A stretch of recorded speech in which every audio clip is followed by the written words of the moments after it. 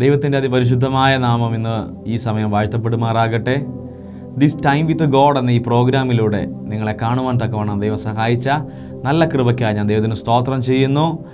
വളരെ സംഭവബഹുലമായ ഈ ലോകത്ത് നമുക്ക് ദൈവസന്നിധിയിൽ ഒരു നിമിഷം ദൈവവചന ധ്യാനത്തിനായി ഇരിക്കുവാൻ തക്കവണ്ണം ദൈവയിടയാക്കിയ നല്ല സാവകാശത്തിനായി ഞാൻ ദൈവത്തിന് സ്തുതിക്കുന്നു, സ്തോത്രം ചെയ്യുന്നു. അനേകം പേർക്ക് സമാധാനമില്ലാതെ സന്തോഷമില്ലാതെ ഈ ഭൂമിയിൽ ആയിരിക്കുമ്പോൾ ദൈവസന്നിധി നമുക്ക് സന്തോഷത്തോടും കൂടെയും സമാധാനത്തോടും കൂടെയും തിരുവചനം ചിന്തിക്കുവാനായിട്ട് നമുക്ക് ദൈവത്തോടും കൂടി ആയിരിക്കുവാൻ ദൈവം ഇടയാക്കിയ നല്ല കൃപകൾക്കായി ഞാൻ ദൈവത്തെ വീണ്ടും സ്തുതിക്കുന്നു, സ്തോത്രം ചെയ്യുന്നു. ദിസ് ടൈം വിത്ത് ഗോഡ് എന്ന ഈ പ്രോഗ്രാമിലൂടെ നിങ്ങൾക്ക് അനുഗ്രഹിക്കപ്പെട്ട ദൈവവചന സന്ദേശങ്ങളൊക്കെ ലഭിക്കുവാനും അതുപോലെ തന്നെ കുറച്ച് സമയം ദൈവവുമായിട്ട് നമുക്ക് ചിലവഴിക്കാൻ പറ്റിയ സമയമാണല്ലേ. എല്ലാ ദിവസവും നമ്മൾ ചിന്തിക്കുമ്പോൾ ഉൽപ്പത്തി പുസ്തകത്തിനകത്ത് നമ്മൾ കാണുമ്പോൾ ആദാമിനോടും ഹവ്വയോടും സമയം ചിലവഴിക്കുവാൻ തക്കവണ്ണം എല്ലാ ദിവസവും ദൈവം അവരുടെ അടുക്കലേക്ക് വെയിലാറുന്ന സമയത്ത് അവരുടെ അടുക്കലേക്ക് വന്നിരുന്നു എന്ന് തിരുവചനം നമ്മളെ പഠിപ്പിക്കുന്നത് പോലെ കുറച്ച് സമയം നമുക്ക് ദൈവത്തിനായിട്ട് മാറ്റിവെക്കാം. ദൈവസന്നിധിയിൽ നമുക്ക് എല്ലാ ദിവസവും തിരുവചന ധ്യാനത്തിനായിട്ടും അതുപോലെ തന്നെ പ്രാർത്ഥനയ്ക്കുമായിട്ട് നമ്മുടെ സമയങ്ങളെ മാറ്റേണ്ടതായിട്ടുണ്ട്.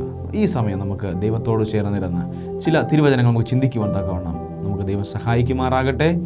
ഇന്നത്തെ തിരുവചന ചിന്തയ്ക്കായി തിരഞ്ഞെടുത്തിരിക്കുന്ന വേദഭാഗം ലൂക്കോസ് എഴുതിയ സുവിശേഷം അതിൻ്റെ 15-ാം അധ്യായം അതിൻ്റെ 11 മുതലുള്ള വാക്യങ്ങളാണ്.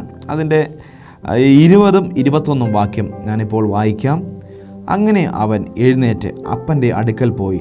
ദൂരത്തു നിന്ന് തന്നെ അപ്പൻ അവനെ കണ്ടു മനസ്സലിഞ്ഞ് ഓടിച്ചെന്ന് അവൻ്റെ കഴുത്ത് കെട്ടിപ്പിടിച്ചു അവനെ ചുംബിച്ചു. മകൻ അപ്പനോട്, അപ്പാ, ഞാൻ സ്വർഗത്തോട് നിന്നോട് പാപം ചെയ്തിരിക്കുന്നു, ഇനി നിൻ്റെ മകനെന്ന് വിളിപ്പാൻ യോഗ്യനല്ല എന്ന് പറഞ്ഞു. ഇവിടെ നമുക്ക് അനുഗ്രഹിക്കപ്പെട്ട ഒരു തിരുവചന വേദഭാഗമാണ് നമുക്കിവിടെ കാണുവാൻ സാധിക്കുന്നത്. ഒരു ഉപമയായിട്ട് കർത്താവായ യേശുക്രിസ്തു തൻ്റെ പരസ്യ ശുശ്രൂഷ വേളയിൽ പറഞ്ഞതായിട്ടുള്ള തിരുവചനമാണ് ഈ കാണുന്നത്. നമ്മൾ പലപ്പോഴും ഈ ഭാഗത്തെ മുടിയനായ പുത്രൻ്റെ കഥ എന്നൊക്കെ പറഞ്ഞ് പലപ്പോഴും പറയാറുണ്ട്. എന്നാൽ ഇവിടെ കാണുവാൻ സാധിക്കുന്നത് ഒരു അപ്പനെയും അതുപോലെ തന്നെ മകനുമായിട്ടുള്ള സ്നേഹബന്ധത്തെ നമുക്കിവിടെ കാണുവാൻ സാധിക്കുന്നു. അതുപോലെ നമ്മുടെ പിതാവായ ദൈവവും മനുഷ്യനുമായിട്ട് ഉള്ള ബന്ധത്തെ ഒന്നുകൂടെ ഊട്ടി ഉറപ്പിക്കത്തക്കവണ്ണം ഈ ദിവസങ്ങൾ നമ്മുടെ ജീവിതങ്ങളും ആയിത്തീരട്ടെ. ഹല്ലേലൂയ. ഈ ദിവസങ്ങൾ ഈ വേദഭാഗത്തിലൂടെ നമ്മൾ അത് മനസ്സിലാക്കുകയും അതിനായിട്ട് നമുക്ക് ജീവിതങ്ങളെ ക്രമപ്പെടുത്തുകയും ചെയ്യാനായിട്ട് സാധിക്കും. അതിൻ്റെ 11-ാമത്തെ വാക്യം, 15-ാം അധ്യായം അതിൻ്റെ 11-ാമത്തെ വാക്യം ഇങ്ങനെ പറയുന്നു. പിന്നെയും അവൻ പറഞ്ഞത്, ഒരു മനുഷ്യന് 2 പുത്രന്മാരുണ്ടായിരുന്നു. അവരിൽ ഇളയവൻ അപ്പനോട്, അപ്പാ, വസ്തുവിൽ എനിക്ക് വരേണ്ട പങ്ക് തരണമേ എന്ന് പറഞ്ഞു. ഈ ഉപമയിലൂടെ നമുക്ക് പഠിക്കുവാനായിട്ട് കഴിയുന്ന ഒരു ഭാഗമെന്ന് പറയുന്നത്, ഒരിടത്ത് 2 പുത്രന്മാരും അതുപോലെ തന്നെ ഒരു കുടുംബം ഉണ്ടായിരുന്നു. ഒരു കുടുംബം, അപ്പനും അമ്മയും അതുപോലെ തന്നെ മക്കളും അടങ്ങുന്ന 2 മക്കളും അടങ്ങുന്ന കുടുംബം, 2 പുത്രന്മാർ.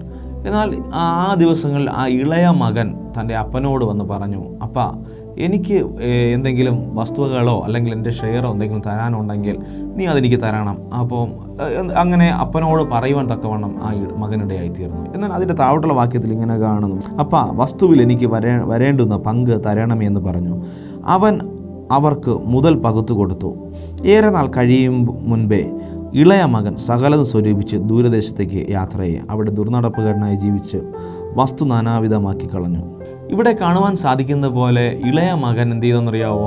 അപ്പനോട് പറയുകയാണ്, അപ്പാ, എനിക്ക് തരേണ്ടതുള്ള പങ്ക് എനിക്ക് നീ തരണം, എൻ്റെ വസ്തുവകയിൽ എന്തെങ്കിലും ലഭിക്കാനുള്ള ഷെയർ എനിക്കുണ്ടെങ്കിൽ തരണമെന്ന് പറഞ്ഞു. എന്നാൽ അപ്പൻ അതൊന്നും കാര്യമാക്കാൻ എന്ത് ചെയ്യുന്നറിയാമോ? അത് മകനെ നൽകുവാൻ തക്കവണ്ണം. എന്നാൽ ഏറെ നാൾ കഴിയുന്ന മുമ്പേ ആ ഇളയ മകൻ എന്ത് ചെയ്യുന്നറിയാമോ?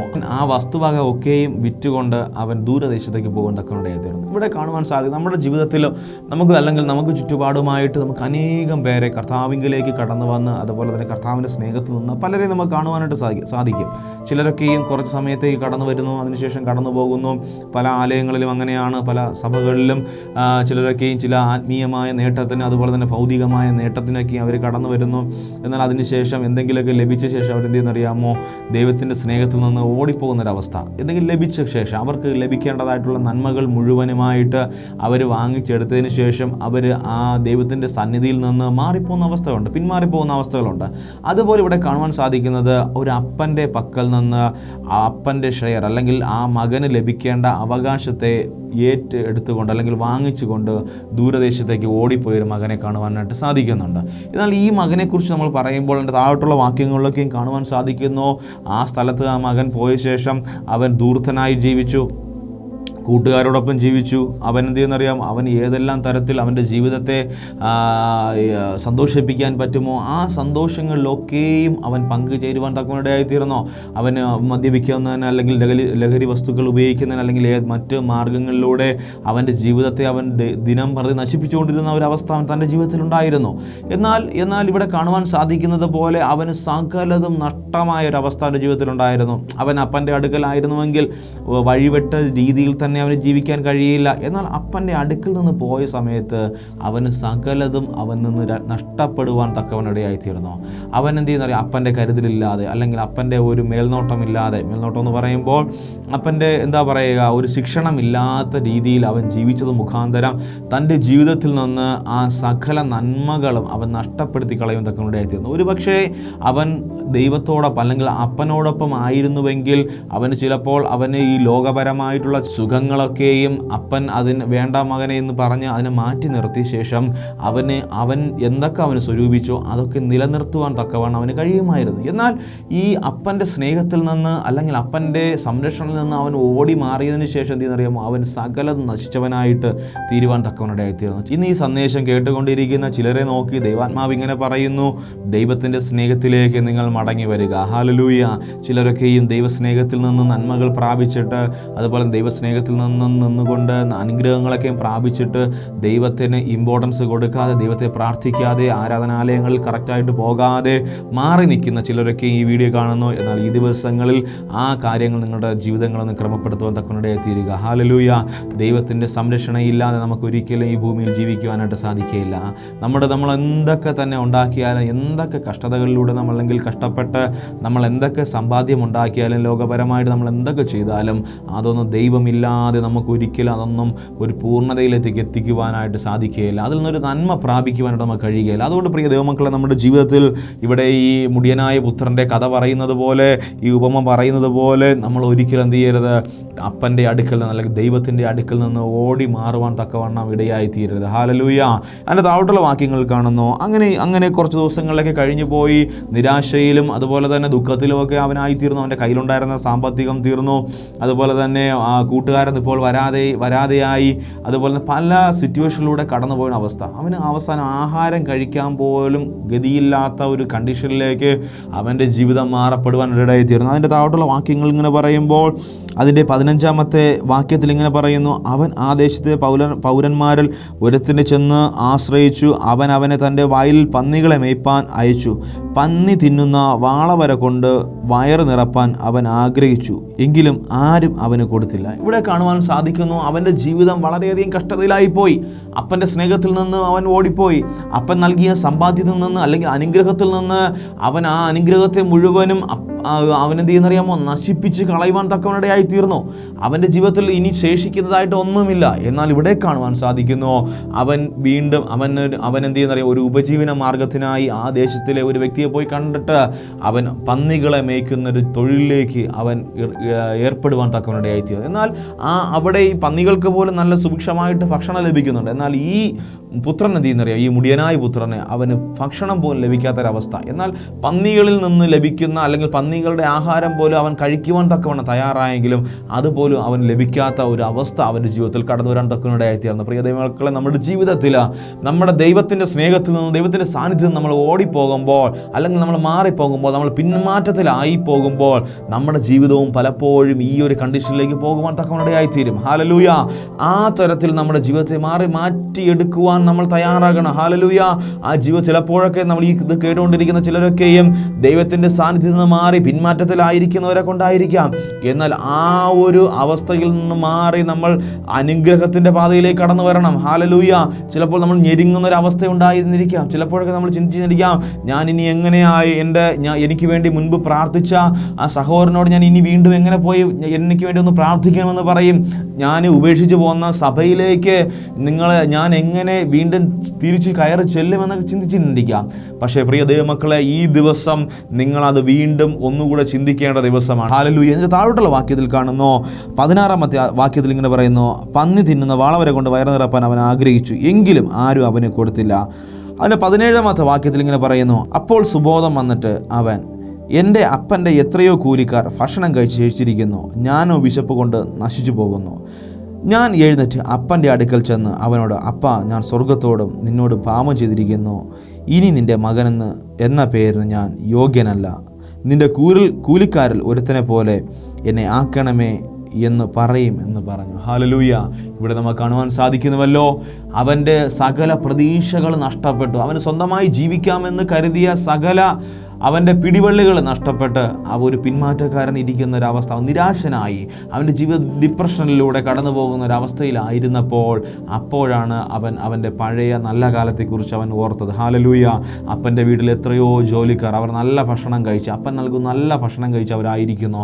തൻ്റെ സഹോദരൻ അവൻ നല്ല ഭക്ഷണം കഴിച്ച് വീട്ടിലായിരിക്കുന്നു. എന്നാൽ അവന് പലപ്പോഴും അങ്ങനെ ചിന്തിച്ചപ്പോഴും അവൻ്റെ ജീവിതത്തിൽ അവന് കുറ്റബോധം വരുവാൻ തക്കവണ്ണം. കാരണം എന്നറിയാമോ, അപ്പൻ നൽകിയ ആ വസ്തുവക മുഴുവൻ അവർ നശിപ്പിച്ചിട്ടാണ് വന്നത്. എങ്കിലും പ്രിയ ദൈവമക്കളെ, ആ ഹൃദയത്തെ അല്ലെങ്കിൽ ആ മനുഷ്യന് അല്ലെങ്കിൽ തൻ്റെ മകന് വാല്യൂ കൊടുക്കുന്ന ഒരു അപ്പൻ നമുക്ക് വേണ്ടി കാത്തിരിക്കുന്നു. ഹല്ലേലൂയ. നമുക്ക് ലഭിച്ച സകല നന്മകളും അതുപോലെ തന്നെ നമുക്ക് ലഭിച്ച സകല നന്മകളും നമ്മൾ നശിപ്പിച്ച് ഒരു പിന്മാറ്റക്കാരനായിട്ട് നമ്മൾ ഇരിക്കുന്നുവെങ്കിൽ കൂടി നമ്മളെ സ്നേഹിക്കുന്ന ഒരു ദൈവം നമുക്കുണ്ട്. ഹല്ലേലൂയ.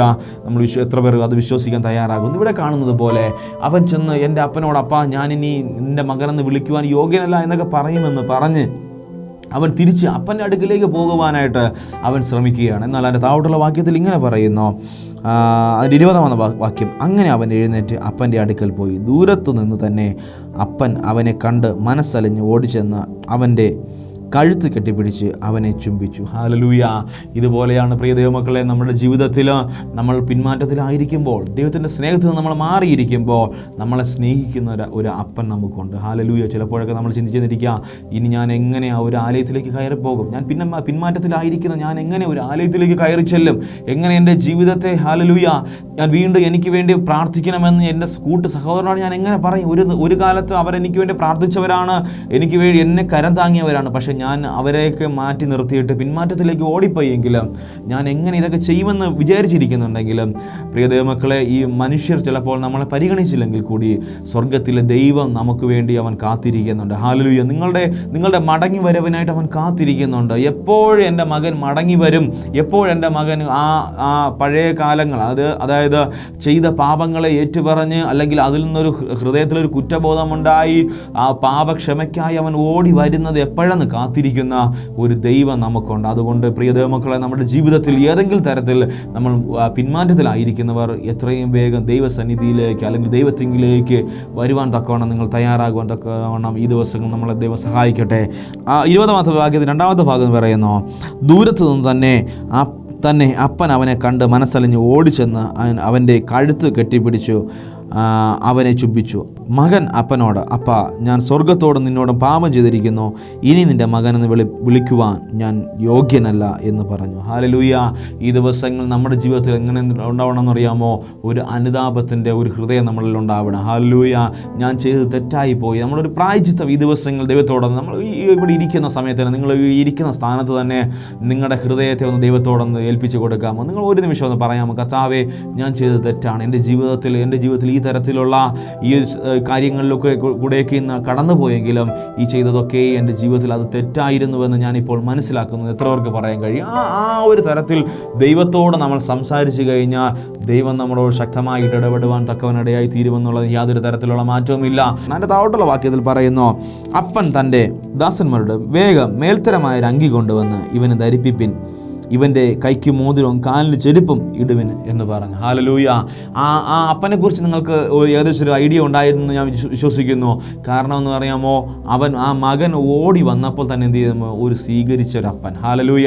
ആ അപ്പൻ ഓടിച്ചെന്ന് സ്വീകരിക്കുകയും അതുപോലെ തന്നെ മേത്തരമായ അങ്കി ധരിപ്പിക്കുകയും അവന് അപ്പനെന്ന അല്ലെങ്കിൽ മകനെന്ന ഒരു അവകാശത്തിൻ്റെ ഒരു മുദ്രമോതിരം ആ ദിവസം എന്ത് ചെയ്യുന്നു? നൽകുവാൻ തക്കനിടയായി തീർന്നു. കാലിലൊരു ചെരുപ്പിട്ട് കൊടുക്കുവാൻ, ഒന്നുമില്ലാത്തവനായി കടന്നു വന്ന മകനെയാണ് നമുക്കിവിടെ കാണുവാൻ ഒന്നുമില്ലാതെ പൂർണ്ണമായിട്ട് സകലതും നശിച്ചു പോയൊരവസ്ഥയിൽ കടന്നൊരു മകനെ ഇവിടെ കാണുവാൻ സാധിക്കും. എന്നാൽ സകലതും നൽകി സ്വീകരിച്ച ഒരു അപ്പനെയും നമുക്ക് അവിടെ കാണുവാനായിട്ട് സാധിക്കുന്നു. അതിൻ്റെ താഴോട്ടുള്ള വാക്യത്തിൽ ഇങ്ങനെ പറയുന്നു, അതിനുശേഷം ഒരു തടിപ്പിച്ച കാളക്കുട്ടി ആർക്കെയും തൻ്റെ അവിടെ ഉണ്ടായിരുന്നവർക്കൊക്കെയും നല്ല ഭക്ഷണം കൊടുക്കുകയും ആ തരത്തിലൊക്കെയും സ്നേഹിക്കുന്നൊരു ദൈവത്തെയാണ് നമുക്ക് കാണുവാൻ സാധിക്കുന്നത്. നമ്മളെ കാത്തിരിക്കുന്നൊരു ദൈവം നമുക്കുണ്ട്. പ്രിയ ദൈവമക്കൾ, നമ്മുടെ ജീവിതത്തിൽ നമ്മൾ ഒരിക്കലും ദൈവ സ്നേഹത്തിൽ നിന്ന് മാറിപ്പോയിട്ട് നമ്മൾ അങ്ങനെ വീണ്ടും ഓടിക്കൊണ്ടിരിക്കരുത്. നമ്മൾ ദൈവസ്നേഹത്തിൽ നിന്ന് മാറിപ്പോക്കഴിഞ്ഞാൽ തിരിച്ച് ദൈവത്തിൻ്റെ അടുക്കലേക്ക് വരുവാനായിട്ട് ഒരുപാട് ദൂരം വീണ്ടും സഞ്ചരിക്കേണ്ടി വരും. അതുകൊണ്ട് നമ്മൾ ഇപ്പോൾ എവിടെ ആയിരിക്കുന്നുവോ, ഏതെങ്കിലും തരത്തിൽ നിങ്ങൾ പിന്മാറ്റത്തിലായിരിക്കുന്നവരാണിത് കേൾക്കുന്നതെങ്കിൽ നമ്മൾ അല്ലെങ്കിൽ അല്പം കൂടെ ദൈവത്തോട് അടുക്കുവാൻ തക്കവണ്ണം തയ്യാറാകാതെ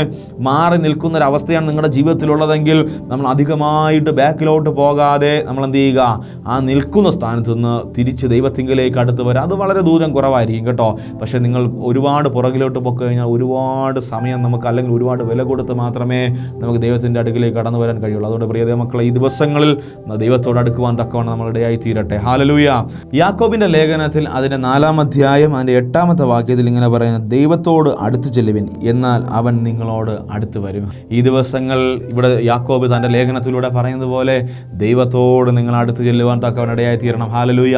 അതിനുള്ള ഒരു വഴികൾ നമ്മൾ ഉണ്ടാക്കുവാൻ തക്കവൻ ഇടയായി തീരണം. നമ്മൾ ദൈവത്തോട് അടുത്ത് ചെന്ന് കഴിഞ്ഞാൽ ദൈവം നമ്മുടെ അടുക്കിലേക്ക് കടന്നു വരുമെന്നുള്ളതിന് യാതൊരു തരത്തിലുള്ള മാറ്റവുമില്ല. നമ്മൾ ദാവീദിൻ്റെ ജീവിതത്തിൽ നമ്മൾ നോക്കുമ്പോൾ നമുക്കറിയാൻ കഴിയുന്നുവല്ലോ, ദാവീദ് ഒരു വലിയൊരു രാജാവായിരുന്നു. എന്നാൽ ചില ദിവസങ്ങൾ കൊണ്ട് അവൻ്റെ ജീവിതത്തിൽ വലിയ കാര്യങ്ങൾ സംഭവിച്ചു. ഹല്ലേലൂയ. അവൻ എന്ത് ചെയ്യുമെന്നറിയാമോ? ദൈവത്തിൽ നിന്ന് അകന്നു പോകുവാൻ തക്കനിടയായിത്തീരുന്നു. അവൻ പാപം ചെയ്യുവാൻ തക്കനിടയായിത്തീരുന്നു. വലിയ പാപങ്ങളാണ് ദാവീദ് തൻ്റെ ജീവിതത്തിൽ ചെയ്തത്. എന്നാൽ ഈ ദിവസങ്ങൾ ആ നാഥാൻ പ്രവാചകനിലൂടെ ദാവീദിനെ ആ പാപത്തിൻ്റെ ആ ആഴം മനസ്സിലാക്കിയപ്പോൾ, പാപം ചെയ്ത അതിൻ്റെ ഒരു വ്യക്തത അവൻ്റെ തൻ്റെ ഹൃദയത്തിൽ വന്നപ്പോൾ ദാവീദ് തൻ്റെ ജീവിതത്തിൽ ഒരു പശ്ചാത്താപം ഉണ്ടാകുകയും ദൈവത്തിങ്കിലേക്ക് മടങ്ങി വരുവാൻ തക്കനിടയായിത്തീരും. പിന്നീടുള്ള ജീവിതത്തെക്കുറിച്ച് നമ്മൾ നോക്കുമ്പോൾ ദൈവം വീണ്ടും ദാവീദിനെ സ്നേഹിക്കുവാൻ തക്കവണ്ണം ഇടയായിത്തീരുന്നു നമുക്ക് കാണുവാൻ സാധിക്കുന്നു. അതുപോലെ തന്നെയാണ് നമുക്ക് കാണുവാൻ സാധിക്കുന്നു നവോമിയെക്കുറിച്ച് നമുക്ക് എല്ലാവർക്കും അറിയാമല്ലോ. നവോമിയും കുടുംബത്തെയും, ആ കുടുംബത്തെ നമ്മൾ നോക്കുമ്പോൾ അവർ ബെത്ലഹേമിൽ നിന്ന് അവർ ദൈവത്തിൻ്റെ സന്നിധിയിൽ നിന്ന് അവരെങ്ങോട്ട് പോയെന്നറിയാമോ? മോവാബിലേക്ക് കടന്നു പോകുവാൻ തക്കവനിടയായിത്തീരുന്നു. എന്നാൽ അതിനുശേഷം അവിടെ അവൾക്ക് ആ ഒരു പിന്മാറ്റ അവസ്ഥയിലേക്ക് പോകുവാൻ തക്കവനിടയായിത്തീരുന്നുവെങ്കിലും അവിടെ അവൾക്ക് തൻ്റെ ജീവിതത്തിൽ അനേകം നഷ്ടപ്പെടലുകൾ ഉണ്ടാകുവാൻ തക്കവനിടയായിത്തീരുന്നു. അനേകം പേരെ നഷ്ടപ്പെട്ടു, തൻ്റെ മക്കളെ നഷ്ടപ്പെട്ടു, ഭർത്താവിന് നഷ്ടപ്പെട്ടു തക്കവനിടയായിത്തീരുന്നു. എന്നാൽ അതിനുശേഷം കാണുന്നു അവൾ മടങ്ങി വന്നപ്പോൾ ദൈവം അവളെ അനുഗ്രഹിക്കുവാൻ തക്കവനിടയായിത്തീർന്നു. അതുകൊണ്ട് ഈ ദിവസങ്ങൾ ഒരു മടങ്ങി വരവിന് നമ്മൾ തയ്യാറെടുക്കുവാൻ തക്കവണ്ണം ഈ ദിവസങ്ങൾ ദൈവം സഹായിക്കട്ടെ. മനുഷ്യരുമായുള്ള ഒരു കൂട്ടായ്മ ദൈവം ആഗ്രഹിക്കുന്നുണ്ട്. പ്രിയ ദൈവമക്കളെ, നമ്മുടെ ജീവിതത്തിൽ നമുക്കറിയാമല്ലോ, ഞാൻ ആദ്യം പറഞ്ഞുവല്ലോ, ഏദനിൽ നഷ്ടപ്പെട്ടു പോയ ഒരു കൂട്ടായ്മ അവൻ വീണ്ടും ആഗ്രഹിക്കുന്നുണ്ട്. നമ്മൾ വെറുതെ ദൈവത്തിൽ നിന്ന് മാറിയിരിക്കുവാനായിട്ടല്ല, ഒരു കൂട്ടായ്മ ദൈവം വീണ്ടും എന്ത് ചെയ്യുന്നുണ്ട്? ആഗ്രഹിക്കുന്നുണ്ട്. അതുകൊണ്ട് ഈ ദിവസങ്ങളിൽ ഞാൻ നേരത്തെ പറഞ്ഞതുപോലെ ഏതെങ്കിലും തരത്തിൽ നിങ്ങൾ പിന്മാറ്റ അവസ്ഥയിലായിരിക്കുന്നുവെങ്കിൽ ആ ഒരു ബന്ധത്തിലേക്ക് നിങ്ങൾ മടങ്ങി വരുവാൻ തക്കവണ്ണം ഈ ദിവസങ്ങൾ ദൈവം നമ്മളെ സഹായിക്കട്ടെ. ഒരു നിമിഷം കണ്ണുകളടയ്ക്കാം, ദിവസങ്ങളിൽ പ്രാർത്ഥിക്കാമല്ലോ. ഹല്ലേലൂയ. പരിശുദ്ധനായ ഞങ്ങളുടെ സ്വർഗീയ നല്ല പിതാവേ, അനുഗ്രഹിക്കപ്പെട്ട നല്ല സമയത്തിനായി ഞങ്ങൾ അങ്ങേ സ്തുതിക്കുന്നു, സ്തോത്രം ചെയ്യുന്നു കർത്താവേ. അപ്പോൾ hallelujah, this time with God എന്ന ഈ പ്രോഗ്രാമിലൂടെ കർത്താവേ അപ്പൻ്റെ സ്നേഹത്തെക്കുറിച്ച് അറിയുവാൻ തക്കവണ്ണം അങ്ങ് ഇടയാക്കിയ നല്ല കൃപകൾക്കായി ഞങ്ങൾ അങ്ങേ സ്തുതിക്കുന്നു, സ്തോത്രം ചെയ്യുന്നു കർത്താവേ. ഈ സന്ദേശം കേട്ടുകൊണ്ടിരുന്ന ആരെങ്കിലും ദൈവത്തിൻ്റെ സ്നേഹത്തിൽ നിന്ന് മാറി നിൽക്കുന്നവരാണെങ്കിൽ കർത്താവെ അങ്ങിലേക്ക് അടുക്കുവാൻ തക്കവണ്ണം അവരുടെ ഹൃദയത്തെ അങ്ങ് രൂപാന്തരപ്പെടുത്തുന്ന നല്ല കൃപയ്ക്കായി ഞങ്ങൾ അങ്ങ് സ്തുതിക്കുന്നു, സ്തോത്രം ചെയ്യുന്ന കർത്താവെ. അപ്പോൾ ഹാലിലേക്ക് കേൾപ്പിച്ച കർത്താവെ കേട്ട സകലരെയും കർത്താവെ അങ്ങ് അനുഗ്രഹിക്കണമെന്ന് പ്രാർത്ഥിക്കുന്നു. കർത്താവ് ഈ ദിവസങ്ങൾ നന്മകൾ കൊണ്ട് കർത്താവെ അവരെ നിറയ്ക്കണമെന്ന് പ്രാർത്ഥിക്കുന്നു. അവരുടെ ഹൃദയത്തിലെ ആഗ്രഹങ്ങളെ അങ്ങ് സാധിപ്പിച്ച് കൊടുക്കണമെന്ന് പ്രാർത്ഥിക്കുന്നു. കർത്താവെ കേട്ട വചനങ്ങൾ അവരുടെ ജീവിതത്തിൽ കർത്താവ് ഏറ്റവും അനുഗ്രഹിക്കപ്പെട്ടതായി മാറുവാൻ തക്കവണ്ണം അങ്ങ് ഇടയാക്കണമെന്ന് പ്രാർത്ഥിക്കുന്നു. സകല ഞങ്ങളുടെ കരങ്ങളിലേക്ക് ഏൽപ്പിച്ച് പ്രാർത്ഥിക്കുന്നു. പ്രാർത്ഥന കേട്ടനായ സ്തോത്രം യേശുവിൻ്റെ നാമത്തിൽ തന്നെ. ആമേൻ, ആമേൻ. ദൈവം നിങ്ങളെ സമൃദ്ധമായി തന്നെ അനുഗ്രഹിക്കുമാറാകട്ടെ. ഈ ദിവസം ദൈവത്തിലെങ്കിലേക്ക് കൂടുതലേക്ക് അടുത്തു വരുവാൻ ദൈവം നിങ്ങളെ ഓരോരുത്തരെയും സഹായിക്കുമാറാകട്ടെ.